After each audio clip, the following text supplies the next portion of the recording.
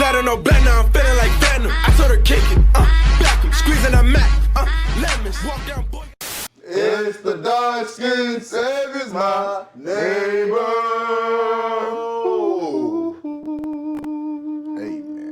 Hey man, we got some cereal, you know what I'm saying? I can't say the word because I have to wait like 20 minutes to say it. But yeah, we got some cereal that are Cereal drillers. Yeah, cereal drillers that are still on the loose today, man. Shout out to Whoa. Chillin' Scared. Yeah. I ain't even finished that. Shout out to Chillin' Scared for the video. Let's get into it. Get it. Vending machine killer. On April 30th, 1985, a 45-year-old truck driver stopped near a vending machine in Fukuyama, Japan. He was exhausted from work and was looking for an energy drink to help him power through the rest of the day. When he approached the vending machine, however, he noticed something surprising. A bottle of Oranaminsi energy drink was already in the pickup tray. Thinking he'd lucked down on a free drink, the truck driver wasted no time chugging it down. What he didn't know was that this would be the last drink he would ever taste. Wow. Instead of the refreshing feeling he was looking for, he felt something horribly wrong with his body. A bitter, burning sensation quickly spread throughout his throat, followed by an intense wave of nausea. It wasn't long before he was lying on the road in excruciating pain.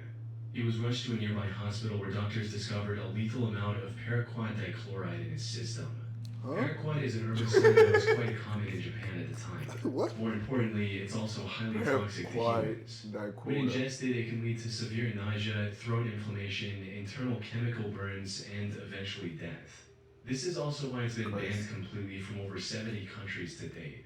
Unfortunately, despite knowing the reason for his illness, there was nothing the doctors could do to save his life. There's no antidote for the deadly chemical today, let alone back then. So, after hanging on to his life for a month, the truck driver passed away on the 30th of May, 1985. That's crazy. At first, investigators assumed that given the nature of his work, he might have accidentally encountered the toxic substance while on duty. However, after reviewing his haul records, they found no trace of this herbicide or anything remotely linked to it.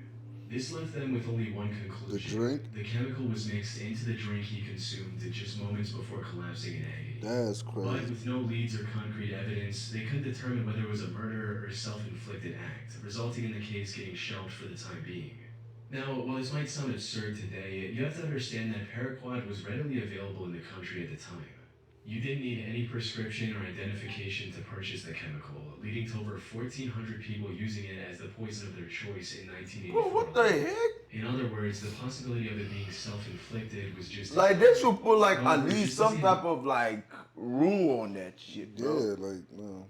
It shouldn't Like, be. if you gonna buy this, bro, you gotta have some type of license or some type of prescription or something. Like, they have to be prescribed to people. You can just go there and just get one and die. Like, bro, what? That's crazy. Investigators were about to give up on this case completely. They received tragic news. Another person had fallen victim to the same poison after consuming Oranaminsi on the 5th of September. Then another 6 days later, and one more 2 weeks after that. That's crazy. By this point, it was clear that someone was deliberately poisoning vending machine drinks across Japan. Wow. This was the work of a deranged serial killer. Vending machine Unfortunately, killer. this supposed killer was also extremely thorough. He didn't leave any fingerprints or DNA evidence on the drinks he tampered with, and only targeted vending machines with no CCTV cameras nearby. As for why his victims willingly drank the unknowingly poisoned drinks he left behind, that had to do with the buy one get one free promotion Oranaminsi was running around the time to entice younger consumers. However, since some people only wanted the one drink, they often left the second free drink near the vending machine as a gift for the next person. This was common enough that people didn't find the laced drinks suspicious and drank them without a second thought. Sadly, this method was terribly effective. By the end of the year, this mysterious vending machine killer had claimed the lives of 12 victims and severely injured 2 poisons, bro.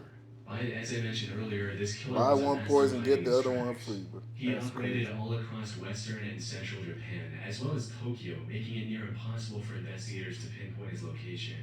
The lack of evidence also made it difficult to figure out his motive. Yeah. Some speculated that he was doing all this to extort money from Otsuka Pharmaceutical, the company that made Oranaminsi. This is because in 1984, a group called the Mystery Men with 21 Faces threatened to poison food products unless the companies paid them money. So some believed that the vending machine killer was a copycat and wanted something similar. However, this theory didn't last very long because Otsuka Pharmaceutical didn't receive any demands or extortion letters from the perpetrator. Additionally, the killer also began using other drinks, like the drink Real Gold and even Coca-Cola.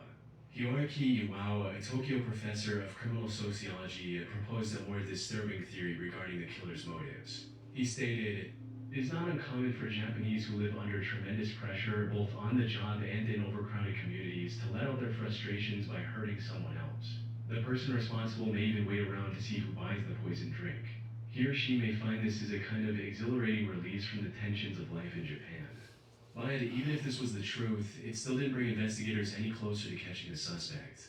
Left with no other options, the authorities turned to the public and launched a nationwide campaign on the 27th of September. They placed signs and distributed leaflets telling people to avoid suspicious free drinks and to properly inspect the cap seals on their beverages before consumption. They also instructed vending machine owners to investigate their stock for any anomalies and told chemical shops to monitor their customers more closely. It's unclear how effective this campaign was, as the number of victims kept increasing even after its launch. But then something unexpected happened. On the 17th of November, the murder spree stopped completely after the death of a 17-year-old girl. She was the only female to have died from the poisoning. Damn. It's possible that the person who committed these atrocities had a moral code against harming women.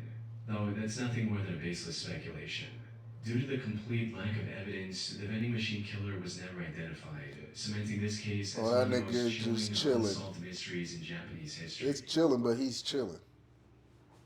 That nigga's just chilling, Little living. Rock serial stabber. Little On Rock April serial 11, stabber. 2021, the Little Rock Police Department received a distress call from South Pulaski Street regarding a potential homicide. When they arrived at the scene, they found a middle-aged woman lying on the street with stab wounds all over her body. This woman turned out to be 41-year-old Deborah Walker. She was homeless at the time and was living on the streets when this incident happened. She was quickly taken to the hospital where medical staff discovered that she had been stabbed at least 15 times. Despite lying on the street, bleeding for what may have been hours, she miraculously survived and managed to regain consciousness the same day. Wow. Investigators also visited her in the God, hospital right to there. gather any information she could provide about her attacker. Unfortunately, she was attacked somewhere between 1 and 4 a.m. It was still dark outside, and all that she saw was that her attacker was a tall, that's African what American kinda man look with like a slender her. build. Now, in most other similar cases, from that scared such video, limited the point of information view would show? probably be enough Yeah. to generate any Should look like leads. But in this instance, the description Deborah provided left the investigators in disbelief. That's because her attacker's profile closely matched the perpetrator of another incident that took place about 8 months earlier in the surrounding area. The victim of that incident was 64-year-old Larry Eugene McChristian. He was living in Little Rock with his daughter Sarah, who was on probation at the time. Don't On the forget, by the 20th of way, August, this 2020, motherfucker he really had going an around emergency and killing was taken shit, to the hospital and in he's still out ambulance. there chilling. He was discharged Yeah. from the hospital the next morning. However, when the hospital staff tried to contact Sarah so she could pick That's him up, crazy. she wasn't answering her phone. So they gave Larry the information about a nearby homeless shelter and a bus token to get there. You think this shit Later come that out of a day, happy Sarah came ending? to the hospital looking for her father, only to learn that he'd been discharged hours ago. She then reached out to the homeless facility Larry was told about, but they didn't know anything about his whereabouts either. The only option she had was to file a missing persons report and wait for the police to find Larry. 2 days later, on the 24th of August, Sarah received the call she was waiting for. Tragically, it wasn't the news she had hoped for. According to the official report, the Little Rock Police Department found Larry's body on South Gaines Street at around 2 a.m. That's They crazy. identified him by the hospital discharge papers he had on him. More importantly, he had multiple stab wounds on his body and was unfortunately already dead by the time the police arrived. Damn. His death was declared a homicide, and the investigators began looking for clues almost immediately. This proved quite impossible at first, since there were no witnesses, and there wasn't anything that could be used as evidence at the crime scene. However, after inspecting the surrounding houses, they had a major breakthrough. The CCTV camera outside a nearby house had captured the suspect walking down the street when suddenly he spots Larry and begins walking towards him. After committing the crime, he tries leaving the area, only to stop, go back, and stab Larry one last time before fleeing. That's As crazy. mentioned earlier, Dude was this probably man still, matched the like, profile talking or Deborah something. gave to the police, leading investigators to believe she was attacked by the same person. While looking into older cases, they also connected the same killer to another murder that happened in the area on September 23, 2020. The victim of this incident was 62-year-old Jeff Welch, another homeless man who was living in an abandoned home. On the morning of that day, Jeff's friend found him on the porch of his house with a stab wound on his neck. By this Wow. point, the investigators knew they were dealing with a deranged serial killer. However, just as they uncovered the connection between the three attacks, another tragedy unfolded. On April 12, 2023, a day after the attack on Deborah Walker, another one of his victims was found on the Wright Avenue overpass. The only thing in common with these four attacks was that they all involved homeless Homeless people, individuals. Yeah, They yeah. he all keeps happened targeting between 1 homeless and people. 4 a.m. There 1 seems and to be 4 no a.m. clear So like pattern of how the nighttime. perpetrator selected his targets. This left the Little Rock community terrified to leave their homes, fearing they might become the next victim of the serial killer on the loose. After realizing the potential danger of the situation, LRPD began spreading awareness about the man who is now being referred to as the Little Rock Slasher. They also turned to the public to ask for any information they could provide on the matter, and even announced a $20,000 reward. We also need your help. If you have seen anything suspicious or have surveillance cameras on your homes or businesses in this area, please contact us at 501. Unfortunately, despite having CCTV footage of the suspect, the Little Rock Slasher was never caught. The That's case crazy. remains Yeah. a mystery to this day. Or Yeah, at that's least that's what the insane, bro. official reports say. While researching this case, I came across an Arkansas-based blog called the Snarky Media Report. The authors of this blog did their own investigation into the slasher case, and what they found was shocking to say the least. Put simply, they claim to have found the true identity of the killer after talking to multiple locals and Deborah, who, according to their blog, already knew the identity of her attacker. They also uncovered many details about this supposed killer, including his criminal record, which reveals that he has already served 2 prison terms in Arkansas for felony convictions of domestic violence. Also, his history with drug abuse and how it made him very agitated and violent. The authors of this blog also claim to have contacted the alleged killer's previous landlord, who gave them this image of the perpetrator. Which begs the question, if they know so much about the slasher, including his legal name, why didn't they give this info to the police? That's where the case goes from creepy to bizarre, since, according to them, they've already given everything they had to the relevant authorities. Despite this, the Little Rock police didn't make any progression in catching the serial killer. Snarky Media also published a video of the Little Rock mayor and police chief refusing to answer questions about the case. This seems to hint at something incredibly shady going on behind the scenes. That said, there's no way for me to confirm if the authors of the Snarky Media blog are telling the truth. For all we know, their whole investigation is made up, and this is just some random guy who has nothing to do with the 4 attacks, and it's all a ploy to make the Little Rock Police Department look They bad. just were trying to put a Most nigga of the on information on they that gathered case, seems but to check out what was released publicly by the authorities. The only discrepancy might in as their well get investigation is established. the age of the suspect. Officials believe the slasher to be young, possibly in his 20s, but the authors of this blog state that the person they found was 46 years old. Unfortunately, this is where the leads end. Whether Snarky Media is telling the truth or not remains uncertain. What is certain, however, is that the case remains unsolved to this day. The Little Rock Slasher is likely still out there. And So, continuous murder spree Is he at still any killing point. niggas? it could be. Man, That's crazy. Thanks to Trade Coffee for If he- sponsoring this video. shit, I never considered myself up that $8 for buying the actual trade really helped. Suited my entire coffee know-how. I just made this one I got called Foundation, which was select cold brew subscriptions. I'm telling you, man, you think this shit have a happy ending, bro? On February I'm in, like, 17th, you would want a happy 1997, ending, but it's like, 21-year-old these niggas Patrick not McNeil getting met caught. up with his friends. He spent the evening out drinking with his friends in the Dapper Dog Bar in Manhattan. During this time, he likely drank more than he could handle, resulting in him throwing up in the bar's bathroom before leaving in a highly unstable and disoriented state. Patrick was then seen turning left onto 90th Street, heading in the direction of the East River. This was the last time anyone would see Patrick alive. Following this night out, Patrick vanished into thin air.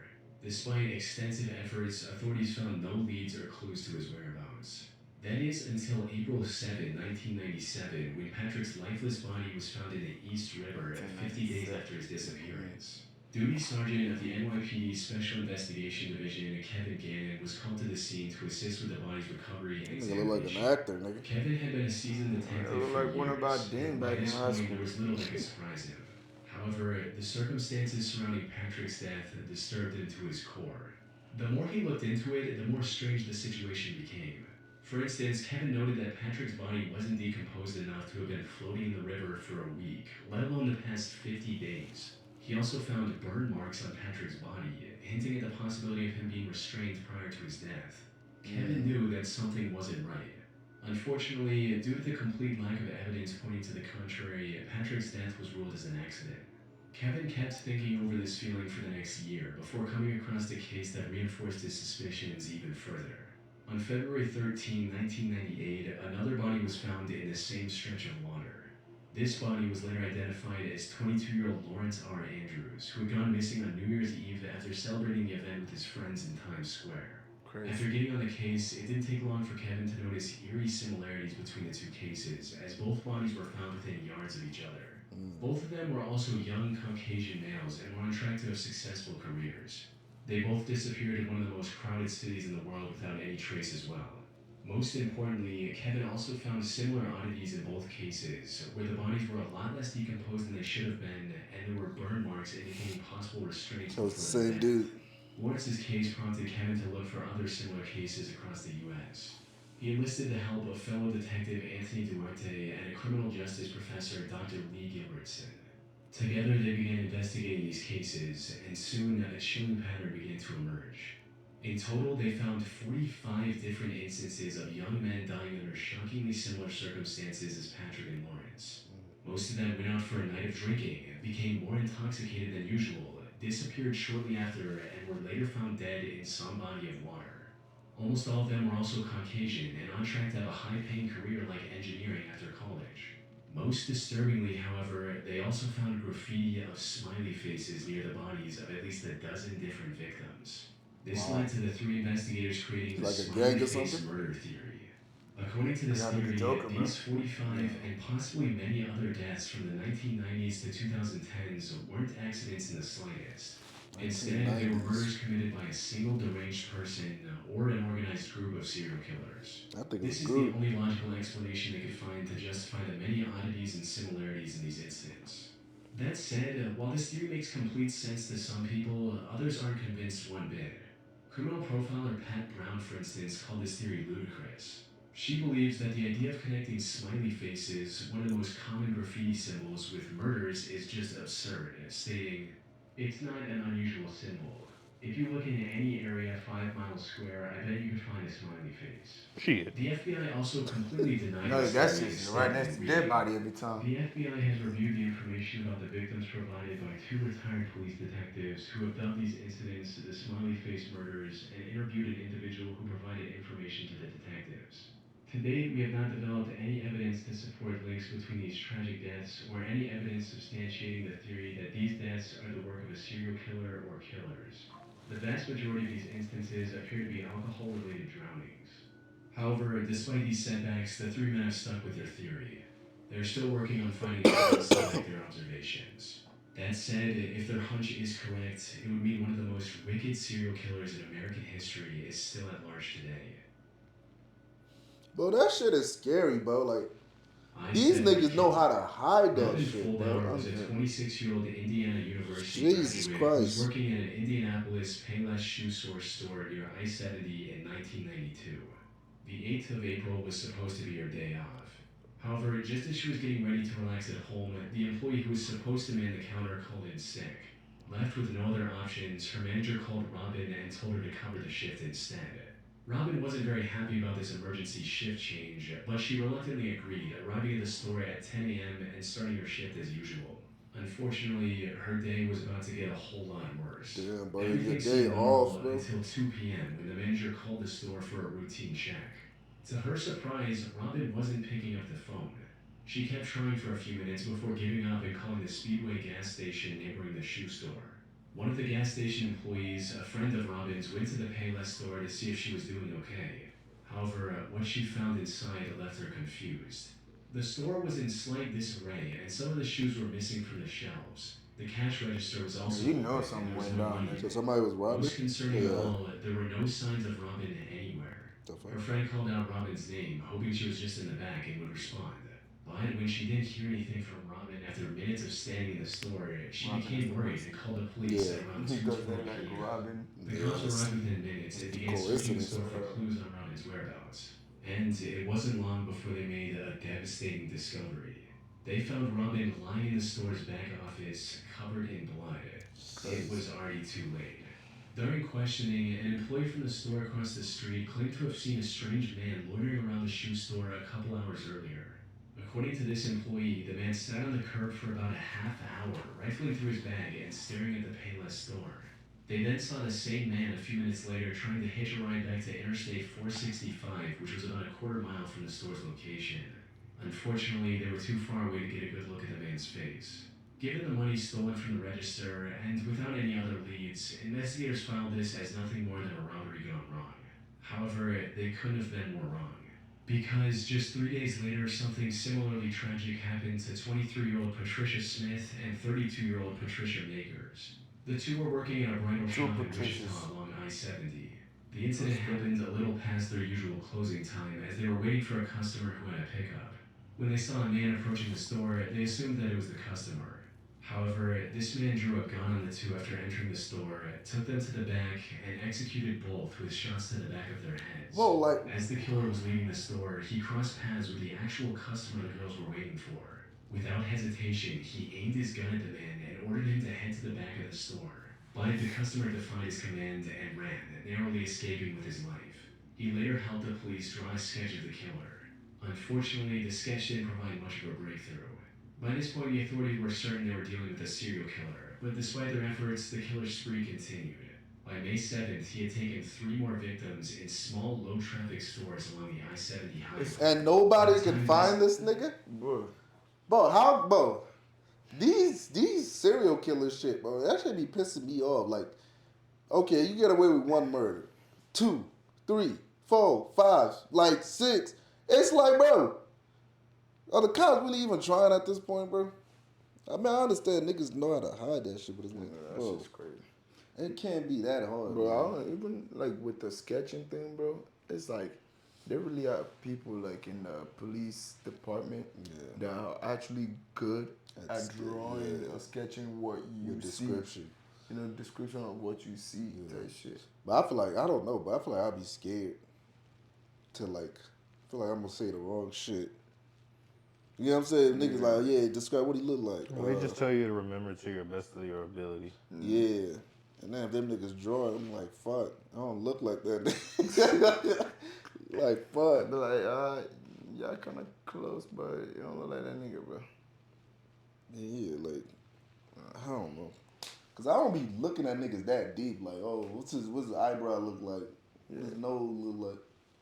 I'm like, yeah, he white, he black. He did. That's all I know. He got long hair, curly hair. That. Yeah. I don't know about his ear shit. The basics. Yeah, like, I'm running for my life, man.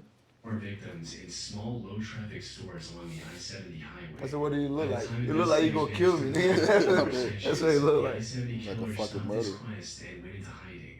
That is until 1993, 22 sketch when he claimed looks 3 more really victims close. along I-35 in Texas. He tried to hide his identity by changing his weapon, but the investigators were quick to notice the similarities. One of his victims, Vicky Webb, also managed to miraculously survive after getting shot in the neck. If he were ever caught, Vicky's testimony would have been crucial in bringing him to justice. Though the I-70 killer was never found, and the case went cold for nearly 3 decades. However, then, in 2021, investigators released CCTV footage of a murder that happened in 2001. The suspect in this footage looks strikingly similar to the I-70 killer sketches, potentially giving authorities the lead they need to finally catch him. It's likely only a matter of time before he runs out of places to hide and is captured. But for now, he's still out there, evading police and leaving the case unresolved. We can only hope he doesn't take any more victims in the meantime. That boy on the screen eating ice cream, nigga. Nigga, I don't know if that's him, though, bro. Nigga, 3 decades? It's like fucking, what, 30 years later, bro? Nigga, that nigga ain't gonna do the same, bro. He was probably doing this killing shit like around, probably in his 20s, maybe even 30s. Man, this nigga, I don't know, man. Oh, like, that nigga had like, how many victims was that? Like fucking 8? 6, 8? Shit, I guess. I think it was 8. That nigga was just clapping niggas, bro. You got Jeffrey Dahmer out here got away for like 10 years. You got niggas over here fucking 30 plus years and they still don't know where shit at. Hey man, anyway, we catch you guys in the next video. We out. Peace.